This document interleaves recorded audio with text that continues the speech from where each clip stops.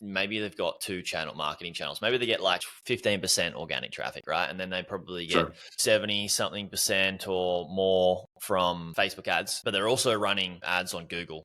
Yep. And the Facebook ads has a ROAS of 2.5, and Google isn't really making much money, but they're trying to get into that market, and they've been doing that for a year. Yep. And they say, oh, our return on ad spend is 2.5, Right. but they've also doing SEO blogs and all that sort of stuff, Right. and they're spending $1,000 a month on blogs, and That's right. then $1,000 a month on Google ads. So it's $2,000 a month to There we Google, go. There we two grand go. on Google, and then you've also got like, all right, well, what's the overall cost? Your ad spend on Facebook's $5,000. So you got $7,000 per Yep. month. How many sales you actually making and how much you're making per sale? What's your revenue divided by how many sales you're making Yep. in conjunction with your $7,000 spend, not just the $5,000 from Facebook ads, which is where people just don't understand how to do DD properly within marketing. And it's all checkable. It's all Google ads. You can check their accounts. SEO from Google Analytics, you can check that. Facebook ads as well. And then you can also check the credit cards on how much they spend for SEO content, Google ads, and for Facebook ads, or check their bank account to verify it. The other thing people will do is they'll say, in your analogy, okay, well, because Google wasn't working, no, we were investing in Google and hadn't done it long enough to really figure out if we got a positive return. We're going to I like kill that. Google, take it out of the trailing 12-month expense, put it as an ad back, and say that you wouldn't need to make that mistake. We made it on our dime. When actually that mistake would have paid off another 6 months, but you killed positive sort of revenue stream because you wanted the ad back, or you didn't want to admit that you had a portion of your marketing that wasn't getting that 2.5 ad spend. The other thing I've seen is people saying, hey, look, we have this Google account, this Facebook account. They go to this website and here's how it goes. And if you look in Google,